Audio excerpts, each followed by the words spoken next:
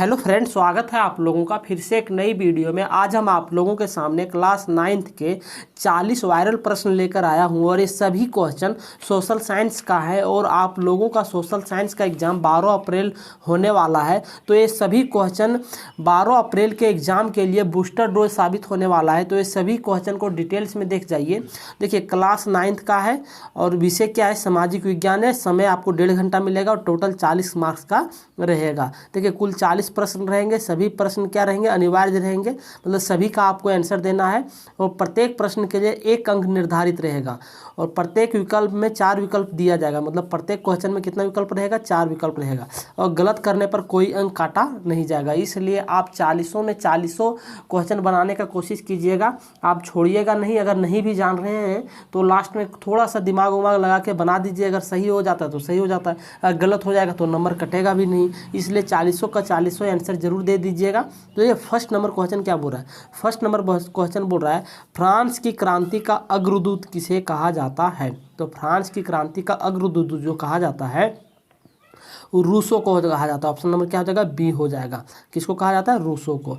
उसके बाद बोल रहा है, निम्न में से किन वस्तुओं का पर अप्रत्यक्ष कर लगाया गया था। अप्रत्यक्ष कर मतलब होता है कि हमसे टैक्स लेता है लेकिन हमें पता नहीं चलता। जैसे हम लोग अभी क्या खरीदते हैं, दाल खरीदते हैं, चावल खरीदते हैं, तो कोई भी चीज़ खरीदते हैं तो हमें उस पर भी टैक्स लगा रहता है लेकिन हमें पता नहीं रहता। लेकिन जैसे मोबाइल खरीदें, कोई इलेक्ट्रॉनिक सामान खरीदें तो उसमें देखना अलग से जीएसटी का कॉलम बना रहेगा, तो उसमें तो पता चल जाता है। लेकिन अप्रत्यक्ष कर होता है जिसमें हम लोग को पता नहीं चलता लेकिन सरकार उसमें टैक्स ले लेती है। यहाँ तक मान लीजिए कि कोई भी आप सामान खरीद रहे हैं उसमें सभी में हम लोग टैक्स अदा कर रहे हैं सरकार को, उसमें अप्रत्यक्ष कर उसी को कहते हैं। तो सेकंड का क्या हो जाएगा, सेकंड का हो जाएगा सी, नमक और तंबाकू। नमक और क्या हो जाएगा, तंबाकू। निम्न में किन वस्तुओं पर अप्रत्यक्ष कर लगाया गया था, नमक और तंबाकू पे लगाया गया था।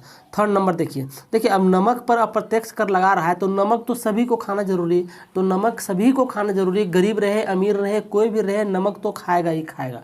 तो इन सब चीज़ों पे टैक्स नहीं लगना चाहिए लेकिन उसमें लगाया गया था नमक पर।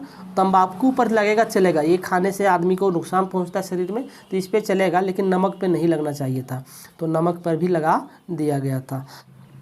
थर्ड नंबर क्वेश्चन क्या बोल रहा है, लेनिन ने अप्रैल थिथिस द्वारा जो मांग रखी थी उनमें निम्न में से कौन सी मांग शामिल नहीं थी। बोल रहा है कि लेनिन ने अपने अप्रैल थिथिस द्वारा जो मांग रखी थी उनमें से निम्न में कौन सी शामिल नहीं है। तो थर्ड नंबर का हो जाएगा डी नंबर ऑप्शन हो जाएगा, उद्योग को मजदूरों के हवाले किए जाए। उद्योग को मजदूरों के हवाले किया जाए, ये क्या थे, शामिल नहीं था। 4 नंबर क्वेश्चन है, रूस के स्थानीय स्वशासी संगठन कहलाते हैं। मतलब रूस के स्थानीय स्वशासी संगठन क्या कहलाते हैं। तो रूस के ई कहलाता है, ऑप्शन नंबर बी हो जाता है सोवियत। क्या हो जाएगा, सोवियत हो जाएगा। आ जाइए 5 नंबर पे, बोल रहा है धुरी शक्तियाँ किन देशों को कहा जाता था। तो धुरी शक्तियाँ जो है किन देशों को कहा जाता है, तो इसको कहा जाता है जर्मनी, इटली, जापान को कहा जाता है। इसको कहा जाता है धुरी शक्तियाँ कहा जाता है। अगर आपको पूछ लिया जाए प्रथम विश्व युद्ध कब हुआ था तो आप जरूर याद रखिएगा 1914 से 1918 के बीच में, 1914 से 18 के बीच में हुआ था। तो ये पूछा जाता है इसलिए हम आपको बता दिए। क्वेश्चन नंबर 6 पे आ जाइए, किस संधि द्वारा जर्मनी पर कठोर एवं अपमानजनक शर्त थोपी गई थी। बोल रहा है किस संधि द्वारा जर्मनी पर कठोर एवं अपमानजनक शर्त थोपी गई थी। तो ये छठा का हो जाएगा सी नंबर हो जाएगा वार्से की संधि। क्या हो जाएगा, वार्से के संधि हो जाएगा। ऑप्शन नंबर क्या हो जाएगा, सी। और ये कब हुआ था, ये हुआ था जून 1919 ईस्वी में। पूछा जाएगा कब हुआ था, तो जून 1919 ईस्वी को। क्वेश्चन नंबर आ जाइए 7 पे, बोल रहा है 1864 में किसने भारतीय वन सेवा की स्थापना किया। तो 1864 में किसने भारतीय वन सेवा की स्थापना किया था। तो 7 का हो जाएगा ए, ब्रेडिस। ऑप्शन नंबर क्या हो जाएगा, ए, ब्रेडिस में स्थापना किया था। उसके बाद 8 नंबर क्वेश्चन बोल रहा है कलांग कौन थे। कलांग जो था वो कौन था। तो ये जो था हो जाएगा कुशल लकड़हारे। ऑप्शन नंबर क्या हो जाएगा 8 का हो जाएगा बी, कुशल लकड़हारे। और इस सब का काम क्या था, इसको कहा जाता था घुमंकड़ू। घुमंकड़ू मतलब होता है घूम घूम के अपना खेती बाड़ी करना, उसी को कहा जाता था कलांग। उसी को क्या कहा जाता है, कलांग कहा जाता है। आ जाइए क्वेश्चन नंबर 9 पे, बोल रहा है बुगआल क्या है। बुगआल क्या है, क्वेश्चन नंबर 9 बोल रहा है बुगआल क्या है। तो बुगआल जो है ये है ऊंची पहाड़ों पर स्थित घास के मैदान। ऑप्शन नंबर क्या हो जाएगा, ए हो जाएगा कि ऊंचे पहाड़ों पर स्थित घास के मैदान जो है ये है बुग्याल। क्या है, बुग्याल है। अब इसका कितना ऊंची मैदान होता था, ये 8 से 10,000 ऊंचा होता था, 8 से 10,000 फीट ऊंचा होता था। इसी को कहते हैं बुग्याल कहा जाता है। क्वेश्चन नंबर 10 पे आ जाइए, दुनिया की आधी से ज़्यादा चरवाहा आबादी कहाँ रहती है। तो ज़्यादा चरवाहा आबादी जो रहती है किस देश में, रूस, ऑस्ट्रेलिया, अमेरिका, अफ्रीका। तो ये अफ्रीका में रहती है। अफ्रीका में सबसे ज़्यादा चरवाहे रहते हैं। 10 का क्या हो जाएगा, डी हो जाएगा, क्योंकि वहाँ सबसे ज़्यादा लोग पशु को क्या करते हैं, चरवाने के लिए जंगल, क्योंकि अफ्रीका में जंगल ज़्यादा है तो वहाँ लोग जंगल जाते हैं चरवाने के लिए। गाय वगैरह हो गया, और जितना भी पालतू जानवर है सभी को ये करने के लिए। उसके बाद आ जाइए 11 नंबर में, बोल रहा है निम्नांकित में से कौन समकालीन दुनिया में सरकार का सबसे लोकप्रिय रूप है।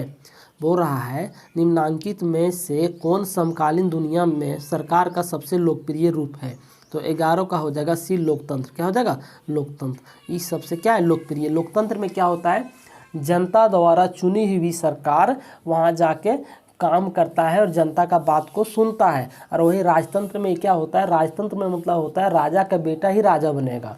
तो देखिए लोकतंत्र अच्छा है क्योंकि वोट दे के हम लोग चुन के उसको भेजते हैं। अगर वो अच्छा काम नहीं करेगा तो 5 साल के बाद हम लोग चेंज भी कर सकते हैं। लेकिन राजतंत्र में ऐसा नहीं होता। राजतंत्र में राजा का बेटा ही राजा, फिर राजा का बेटा ही राजा, तो उससे जनता का बात सुना नहीं जाता है। तो क्वेश्चन नंबर 11 का क्या हो जाएगा, सी नंबर हो जाएगा। तानाशाही के बारे में आपको तो पता है। तानाशाही मतलब होता है कि अपना शासन चलाना, अपना तानाशाही चलाएगा। वो मतलब कह देगा कि ज़मीन मेरा है तो मेरा है, आपको वहाँ से हटना होगा, तो तानाशाही हो गया। राजतंत्र के मतलब हम समझा दिए। सैन्य शासन मतलब होता है सेना वहाँ शासन करता है। अक्सर पाकिस्तान में आप लोग सुने होंगे न्यूज़ में कि वहाँ सेना चाहेगा तो सरकार गिरा देगा, ये करेगा। तो सरकार में भी, पाकिस्तान में भी लोकतंत्र है, लेकिन वहाँ क्या कहता है कि सैन्य शासन ज़्यादा चलता है। सैन्य शासन क्या चलता है, ज़्यादा चलता है। क्वेश्चन नंबर आ जाइए 12 पे, इनमें से कौन सा तर्क लोकतंत्र के पक्ष में अच्छा नहीं है। मतलब कौन सा तर्क जो है लोकतंत्र के पक्ष में क्या है, अच्छा नहीं। तो देखिए लोकतंत्र के पक्ष में अच्छा नहीं है, कौन नहीं है, लोकतंत्र मतभेदों और टकरावों को संभालने का तरीका उपलब्ध कराते नहीं, ये तो लोकतंत्र में कभी नहीं कराएगा। लोकतांत्रिक सरकार लोगों के प्रति ज़्यादा उत्तरदायित्व होते हैं। लोकतंत्र बेहतर निर्णय लेने का संभावना बढ़ाता है, सही बात बढ़ाता है। लोकतंत्र नागरिकों का सम्मान नहीं बढ़ाता, ये गलत है। ऑप्शन नंबर क्या हो जाएगा, डी हो जाएगा। वो हमेशा नागरिकों का सम्मान को क्या करना चाहता है, बढ़ाना चाहता है। ऑप्शन नंबर क्या हो जाएगा, डी हो जाएगा। आ जाइए 13 नंबर क्वेश्चन, बोल रहा है संविधान की आत्मा किसे कहते हैं। तो संविधान की आत्मा जो है किसे कहते हैं, ये प्रस्तावना को कहते हैं, प्रस्तावना को। आप लोग प्रस्तावना स्कूल में पढ़े होंगे, उसी को कहते हैं संविधान की आत्मा। संविधान की क्या कहते हैं, आत्मा कहते हैं। आ जाइए 14 नंबर क्वेश्चन पे, दक्षिण अफ्रीका का लोकतांत्रिक संविधान बनाने में इनमें से कौन सा टकराव सबसे महत्वपूर्ण था। बोल रहा है दक्षिण अफ्रीका का लोकतांत्रिक संविधान बनाने में इनमें से कौन सा टकराव महत्वपूर्ण था। तो इसका हो जाएगा सी नंबर हो जाएगा। गोरे अल्पसंख्यक और अश्वेत बहुसंख्यक का क्या था, टकराव महत्वपूर्ण था। झारखंड का विधानसभा सीटों की संख्या कितनी है, तो देखिए 82 है। देखिए टोटल 81 पे चुनाव लड़ा जाता है, लेकिन एक मनोनीत रहता है जो वहाँ चुना जाता है। क्या किया जाता है, चुना जाता है। तो अगर चुनाव लड़ा जाता है 81 पे, लेकिन एक मनोनीत रहता है, तो क्या हो जाएगा, 82 हो जाएगा। राष्ट्रीय मतदान दिवस कब मनाया जाता है। मतदान दिवस के बारे में समझ रहे हैं, जिसको हम वोट देते हैं, कब मनाया जाता है। तो ये 25 जनवरी को मनाया जाता है। कब मनाया जाता है, ऑप्शन नंबर डी हो जाएगा। 17 नंबर पे आ जाइए, वर्तमान समय में भारत के राष्ट्रपति कौन है। वर्तमान समय में भारत के राष्ट्रपति कौन है, द्रौपदी मुर्मू है। ये तो हम लोग पता है आप लोगों को कि इस बार द्रौपदी मुर्मू चुनी गई है। देखिए द्रौपदी मुर्मू के बारे में जान लीजिए, ये उड़ीसा की रहने वाली, कहाँ की, उड़ीसा की, और ये आदिवासी समाज से आते हैं। और यह प्रथम महिला राष्ट्रपति जो है जो आदिवासी समाज से राष्ट्रपति पद पर गई है। तो द्रौपदी मुर्मू पहले एक शिक्षक थी और शिक्षक के बाद चुनाव लड़ी, चुनाव लड़ने के बाद ये फिर विधायक बनी, तो उसके बाद अभी ये क्या बन गई है, राष्ट्रपति बन गई है द्रौपदी मुर्मू। इसका जीवन बहुत ही संघर्षशील जीवन रहा है। इसका पति मर गया, बेटा मर गया, उसके बाद भी इसने समाज के लिए काम करना नहीं छोड़ा है। और आप लोग एक चीज़ और जान लीजिए कि राष्ट्रपति पद के लिए जो भी व्यक्ति नामांकित होता है, राष्ट्रपति के लिए जो भी चुनाव लड़ता है, उसके ऊपर एक भी किसी प्रकार का केस नहीं होना चाहिए। मतलब उसके नाम पे कभी एफआईआर होना ही नहीं चाहिए। अगर उसके नाम पे एफआईआर हो गया तो वह राष्ट्रपति चुनाव के लिए अवेलेबल नहीं है। तो द्रौपदी मुर्मू एक वैसी महिला है जिनको इस बार राष्ट्रपति बनाया गया है। 18 नंबर में आ जाइए, निम्नांकित में से कौन भारतीय संसद के 2 सदनों है। बोल रहा है निम्नांकित में से भारतीय संसद के 2 सदन है, कौन है। तो 18 का हो जाएगा सी, लोकसभा और राज्यसभा, लोकसभा और राज्यसभा। 19 नंबर पे आ जाइए, 19 नंबर बोल रहा है संगठन और संघ बनाने की स्वतंत्रता किस मौलिक अधिकार के अंतर्गत आते हैं। संगठन और संघ बनाने की स्वतंत्रता किस मौलिक अधिकार के अंतर्गत आते हैं। तो 19 का हो जाएगा बी, स्वतंत्रता का अधिकार हो। ऑप्शन नंबर क्या हो जाएगा, बी हो जाएगा, स्वतंत्रता का अधिकार हो जाएगा। उसके बाद आ जाइए 20 नंबर क्वेश्चन पे। 20 नंबर क्या बोल रहा है कि निम्नलिखित में से कौन मौलिक अधिकारों में नहीं आता है। तो मौलिक अधिकारों में नहीं आता है 20 का जो हो जाएगा डी, जातिगत भेदभाव का अधिकार। ये कभी भी मौलिक अधिकार में नहीं आता है। मौलिक अधिकार में समानता का अधिकार मतलब सभी को समान मिलना चाहिए। स्वतंत्रता का अधिकार मतलब सभी को अपना स्वतंत्रता है, अपने अनुसार बोल सकता है, अपने अनुसार काम कर सकता है। संवैधानिक उपचार का अधिकार ये भी है, लेकिन कभी भी जातिगत भेदभाव संविधान के मौलिक अधिकार में आता नहीं है। 22 नंबर आ जाइए, भारत का क्षेत्रफल विश्व के क्षेत्रफल का कितना प्रतिशत है।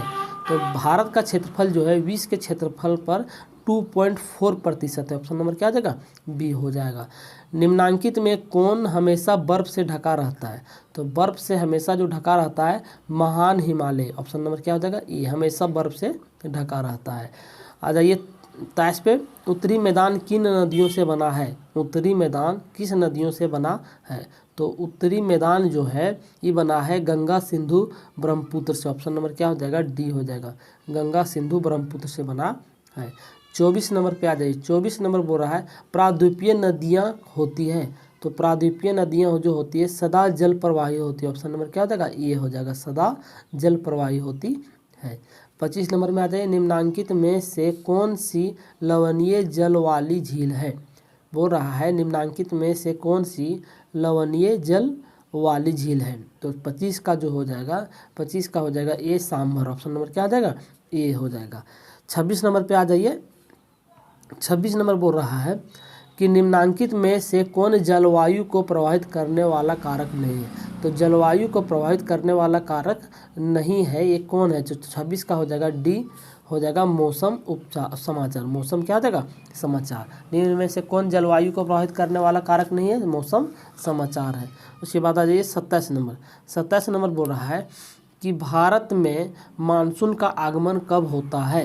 तो भारत में मानसून का आगमन जो होता है जून से प्रारंभ होता है, जून से प्रारंभ होता है। उसके बाद 28 नंबर में आ जाइए, नागफनी किस वनस्पति क्षेत्र में पाई जाती है। तो नागफनी जो है किस वनस्पति क्षेत्र में पाई जाती है। तो ये पाई जाती है, ऑप्शन नंबर सी हो जाएगा, कटीले वन एवं झाड़ियों के क्षेत्र में। ऑप्शन नंबर क्या हो जाएगा, सी हो जाएगा। 29 नंबर पे आ जाइए, भारत में लिंगानुपात के संदर्भ में कौन सा कथन सही है। तो लिंगानुपात मतलब होता है महिलाओं और पुरुष के देखा जाता है कि दोनों का कितना स्तर रहता है। जैसे लड़का का जन्म कितना होता है, लड़की का कितना होता है, उसको कहते हैं लिंगानुपात। तो कितना रहता है, देखिए इसमें क्या बोल रहा है, पुरुषों और महिलाओं दोनों की संख्या बराबर है। देखिए ये बराबर तो है नहीं, क्योंकि महिलाओं की संख्या क्या है, कम है।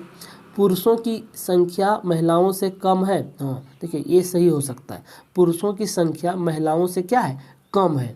सही बात, पुरुषों की जितना संख्या अभी झारखंड का कुछ अनुपात निकालिएगा तो 1000 पुरुष पे लगभग 933 महिलाएं हैं। तो ये देखिए सही हो सकता है, पुरुषों की संख्या। आगे पढ़ते हैं, महिलाओं की संख्या पुरुषों से कम है। देखिए ये भी सही है, महिलाओं की संख्या पुरुषों से कम है। तो सही बात, पुरुषों से क्या कम है, महिलाओं की संख्या पुरुषों से कम है। एक ही बात को घुमा के लिए बोला गया है। महिलाओं की संख्या पुरुषों से अधिक है, नहीं, ये भी नहीं हो सकता है। तो देखिए इसमें बी और सी दोनों ऑप्शन हो जा रहा है, बी और सी, इसमें ऑप्शन में थोड़ा गड़बड़ कर दिया है, तो बी और सी दोनों हो जा रहा है। तो आप वहाँ एग्ज़ाम में ऐसा नहीं रहेगा, यहाँ मिस प्रिंटिंग कर दिया गया है।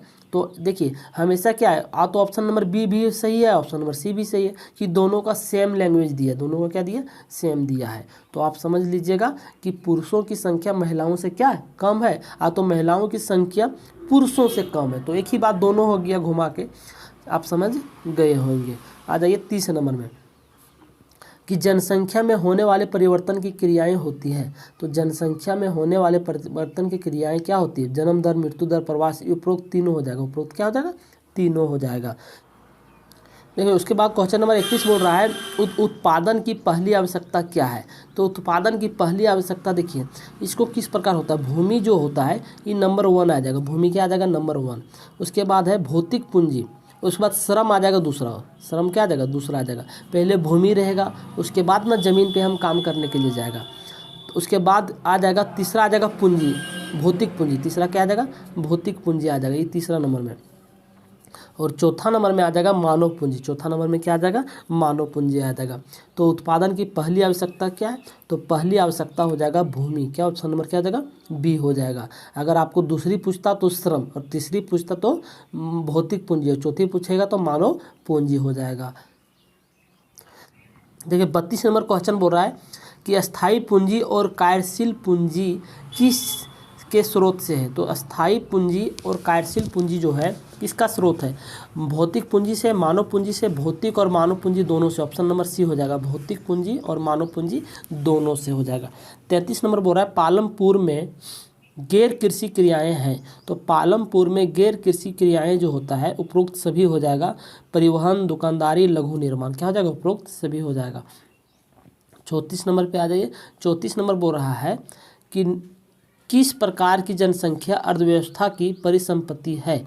मतलब बोल रहा है किस प्रकार की जनसंख्या अर्थव्यवस्था की परिसंपत्ति है। तो 34 का जो हो जाएगा ए नंबर हो जाएगा, साक्षर एवं स्वस्थ जनसंख्या, ऑप्शन नंबर क्या हो जाएगा, ए हो जाएगा, साक्षर एवं स्वस्थ जनसंख्या। आ जाइए 35 नंबर पे बोल रहा है निम्नांकित में से किनमें निवेश से मानव संसाधन में उच्च प्रतिफल प्राप्त हो सकते हैं। तो 35 का जो हो जाएगा, 35 का हो जाएगा सी नंबर, शिक्षा और चिकित्सा, शिक्षा और क्या आ जाएगा, चिकित्सा। 36 नंबर पे आ जाइए, विश्व में भारत में निर्धनों का संकेंद्रण है। तो निर्धनों का संकेंद्रण है तो क्या हो जाएगा, सबसे अधिक है, सबसे गरीब भारत में निर्धनों का संकेंद्रण है, मतलब भारत में सबसे ज़्यादा गरीबी, निर्धन मतलब क्या होता है, गरीबी। 37 नंबर में आ जाइए, निर्धनता रेखा का निर्धारण करने समय इनमें से किस पर विचार नहीं किया जाता है। तो 37 का हो जाएगा किस पर विचार नहीं किया जाता है। तो हो जाएगा सी नंबर, क्या हो जाएगा, मनोरंजन आवश्यकता, मनोरंजन आवश्यकता। निर्धनता रेखा का निर्धारण करते समय किस प्रकार का विचार नहीं किया जाता, उसका मनोरंजन पर विचार नहीं किया जाता है, क्योंकि गरीब है तो क्या खेलेगा कूदेगा, तो इस पर विचार नहीं किया जाता है। 38 नंबर क्वेश्चन पे आ जाइए, बोल रहा है बफर स्टॉक क्या है। देखिए बफर स्टॉक क्या है, सरकार द्वारा अधिप्राप्त अनाज का भंडार, दुकानदारों द्वारा किया गया जमाखोरी, दलालों द्वारा विक्रय किया गया अनाज और किसानों द्वारा जमा किया गया अनाज। तो बफर स्टॉक क्या है, तो बफर स्टॉक जो है ये है सरकार द्वारा अधिप्राप्त अनाज का भंडार, ऑप्शन नंबर क्या हो जाएगा, ये हो जाएगा। 39 नंबर में आ जाइए, खाद्य सुरक्षा का क्या अर्थ है। तो खाद्य सुरक्षा का क्या अर्थ है, तो 39 का हो जाएगा बी, सभी लोगों के लिए सदैव भोजन की उपलब्धता, ऑप्शन नंबर क्या हो जाएगा, बी हो जाएगा, खाद्य सुरक्षा का। 40 नंबर में आ जाइए, सार्वजनिक वितरण प्रणाली किससे संबंधित है। तो सार्वजनिक वितरण प्रणाली जो है खाद्य सुरक्षा से क्या है, संबंधित है। देखिए ये सभी क्वेश्चन बहुत ही इंपॉर्टेंट क्वेश्चन है। इससे जो अभी हम बताए 40 क्वेश्चन, ये सभी 40 क्वेश्चन से आपको कम से कम 30-40% मतलब मान लीजिए कि एग्ज़ाम में देखने के लिए क्वेश्चन ज़रूर मिलेगा। इसलिए इस सभी क्वेश्चन को डिटेल्स में आप देख चाहिए, एक दो बार और मतलब आपको समझ नहीं आए तो एक दो बार देख लीजिए, ताकि माइंड में बैठ जाएगा, तो आप वहाँ आसानी से गोल कर सकते हो। आई होप आपको समझ में आ गया होगा। अगर क्लास 8, 9 और 10th के स्टूडेंट हैं आपके अगल बगल में, तो आप हमारे चैनल के बारे में उसे ज़रूर बताइए कि यहाँ से आप तैयारी कीजिए, आपका बहुत बेहतरीन ढंग से तैयारी किया जाएगा फ्री ऑफ कॉस्ट के माध्यम से, तथा हम PDF भी आप लोगों को अवेलेबल हमारे व्हाट्सअप ग्रुप पे करवा देते हैं। मेरा व्हाट्सअप ग्रुप का लिंक आपको डिस्क्रिप्शन बॉक्स में मिल जाएगा, आप वहाँ से व्हाट्सअप ग्रुप में ज्वाइन हो जाइएगा। हम लगातार कोशिश करते हैं कि बच्चों को अच्छा से अच्छा कंटेंट दिया जाए। मिलते हैं नेक्स्ट वीडियो में। Thank you so much. जय हिंद।